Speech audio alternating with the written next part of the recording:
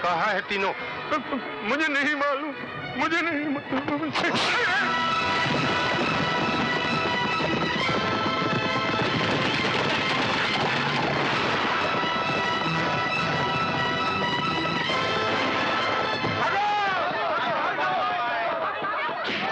बता, वो 3 आदमी कौन थे जिन्होंने हमारे आदमियों को जख्मी किया? बता।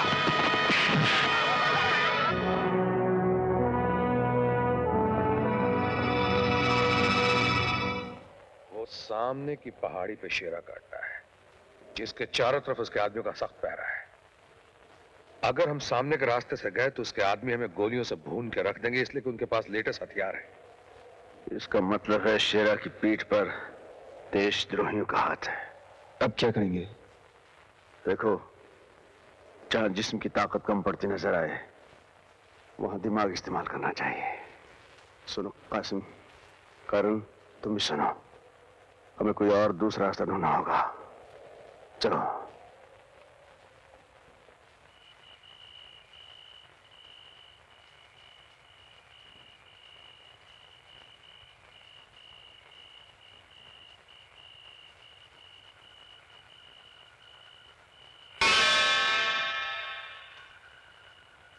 करण, करण।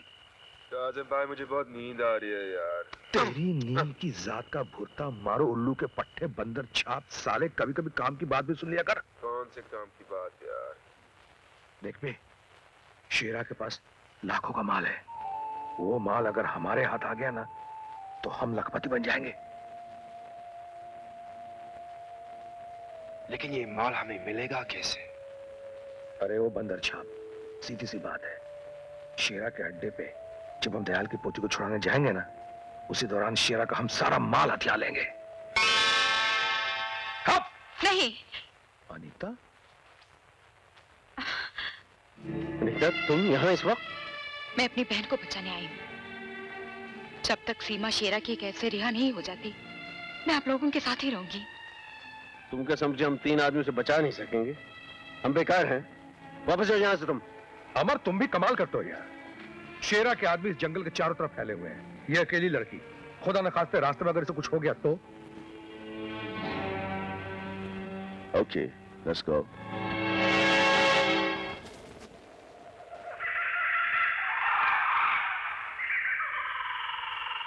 भीमा, आज हमारे दिल में रहम की मौजें उठ रही हैं। जी चाहता है कि हम किसी के ऊपर मेहरबानी करें। मैं कुछ समझा नहीं। दिल करता है कि आज हम एक कैदी को आजाद कर दें, ताकि वो हंसता खेलता दौड़ता हुआ अपने बीवी बच्चों के पास जाए। ऐसी गलती मत करना सरदार। ये गलती तो हम जरूर करेंगे भीमा।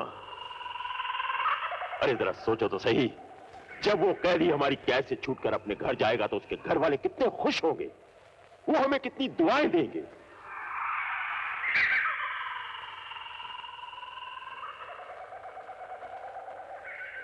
तुम में सबसे बूढ़ा कौन है भाई? डरो मत, आज शेरा मेहरबानी की मौज में है। बोलो, कौन है तुम में सबसे बूढ़ा? आज हम उसे आजाद करके घर भेजना चाहते हैं। बोलो। मैं बूढ़ा हूँ, मैं बूढ़ा हूँ, मैं बूढ़ा हूँ सरकार, मैं बूढ़ा हूँ सरकार, मैं बूढ़ा हूँ।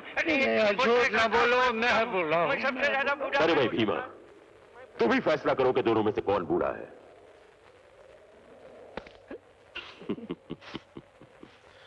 जाओ, तुम आजाद हो, अपने घर जाओ।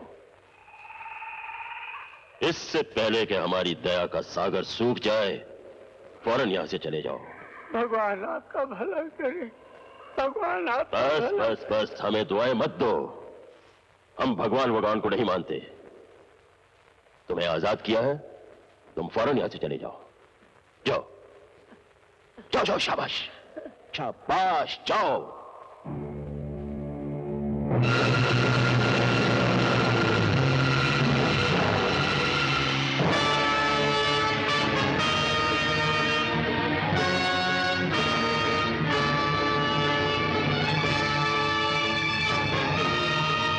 भीमा। जी सरदार। बूढ़ा कितनी दूर पहुंच गया होगा? करीब करीब 1.25 मील तो पहुंच गया होगा सरदार। हमारी नई वाली लाओ।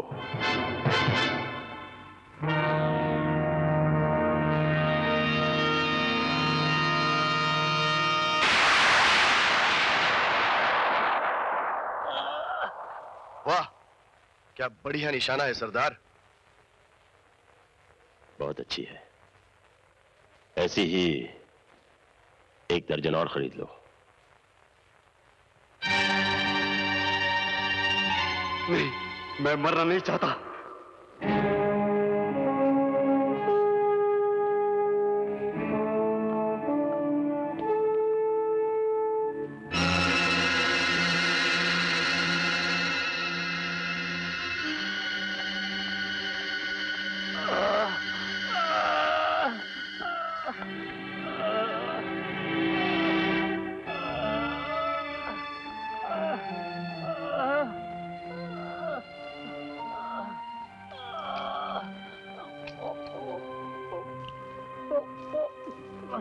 क्या हुआ आपको? किसने मारा?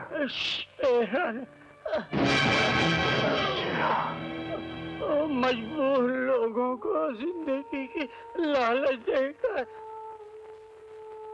आपकी सूरत दिखाता है और एक एक करके सबको मार डालेगा, सबको मार।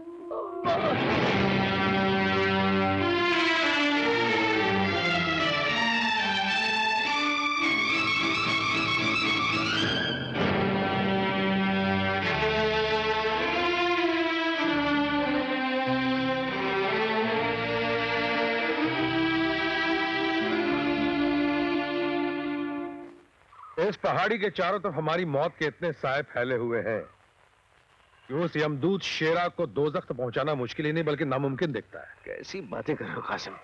ये बुज़दिल कब से हो गए तुम? हम तूफान से टकराने वाली वो मौजें हैं जिन्होंने ना जाने कितनी चट्टानें ढेर कर दी। अब जब मंजिल करीब है तुम लौट जाने की बात कर रहे हो? नहीं, ऐसी बात नहीं है, लेकिन यहाँ चारों तरफ मौत का बारूद फैला हुआ है। देखो कासिम, हम लोग इस रास्ते से नहीं जाएंगे, बल्कि हम पीछे से इन चट्टानों से होकर जाएंगे। ये रास्ता खतरनाक जरूर है, लेकिन इस चढ़ाई से ज्यादा खतरनाक है शेरा के वो आदमी जो यहाँ पहरा दे रहे हैं। उनकी नजर हम पर नहीं पड़नी चाहिए। ये काम मैं संभालूंगी।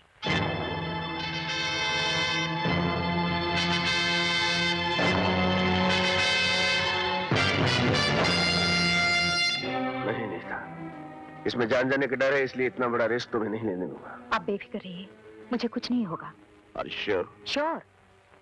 Best of luck. Thank you.